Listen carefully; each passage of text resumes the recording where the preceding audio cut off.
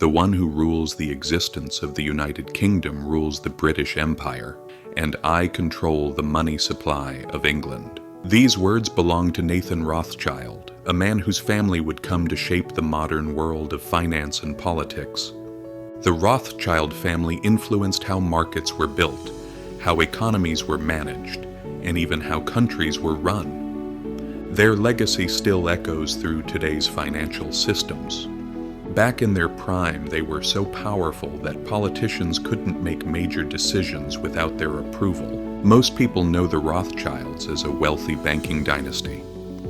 But in truth, their role in shaping history is far greater than most realize. Nathan Rothschild once said, "I care not what puppet is placed on the throne of England." This single sentence captures an entire truth, that money often outweighs politics in power. Nathan understood long before anyone else that wealth moves the world, and that kings and parliaments often follow the flow of capital, not the other way around. Nathan was the head of just one of the 5 great branches of the family. Each branch operated in a different part of Europe, and each had immense influence over its nation's financial systems. From financing wars to fueling the Industrial Revolution, the Rothschilds became one of the few families who literally reshaped the course of history. It all began with Mayer Amschel Rothschild, the family's founder. He came from humble beginnings but possessed a sharp mind and tireless determination. Born in 1744 in Frankfurt's Judengasse, the narrow, overcrowded Jewish ghetto, Mayer's early environment was filled with struggle. More than 3,000 Jews were packed into that small district, living under strict laws that kept them isolated from the rest of society. They couldn't leave at night. They were banned from parks and coffee houses, and even gatherings of more than 2 people were prohibited. For most, that life was a cage. But fate had a different plan for Mayer. After losing his parents at a young age, he abandoned his dream of becoming a rabbi and took up work as an apprentice in a banking house. There, he was introduced to the world of finance, rare coins, trade, and the intricate language of money.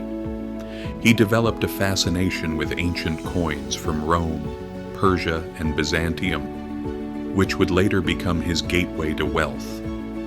By age 19, Mayer had gained solid experience and returned to Frankfurt to join his father's small trading business.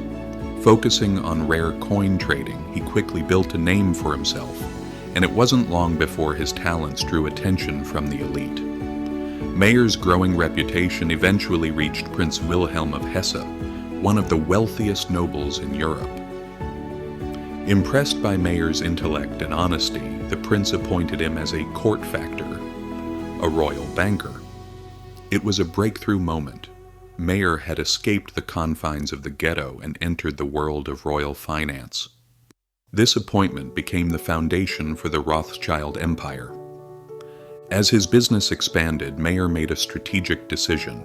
He sent each of his sons to different European cities to build new branches. He gave them 2 golden rules. Always do business with ruling houses. Always have sons to continue the family's work. This was more than expansion, it was risk management.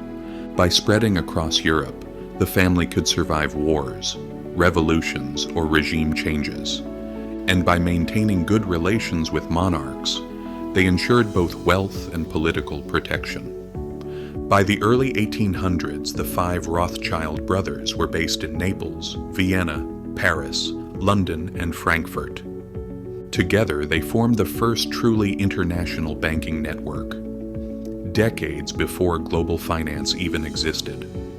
The French Revolution and the Napoleonic Wars, 1792 to 1815, became the Rothschilds' defining opportunity.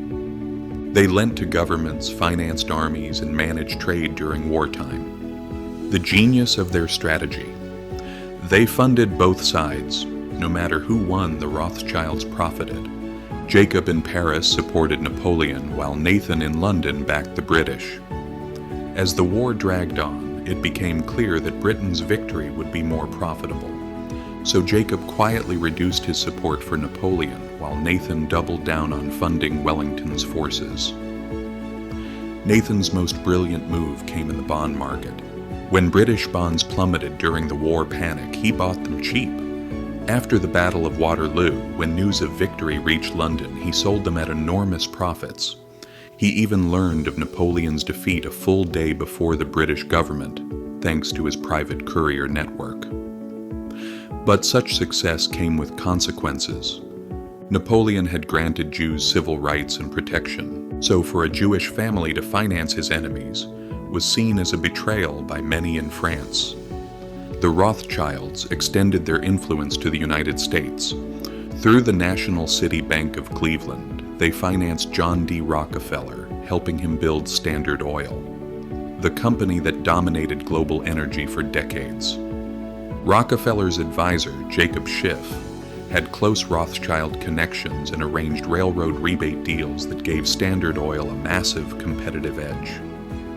Some historians believe the Balfour Declaration, 1917, which expressed Britain's support for a Jewish homeland, was deeply influenced by the Rothschilds.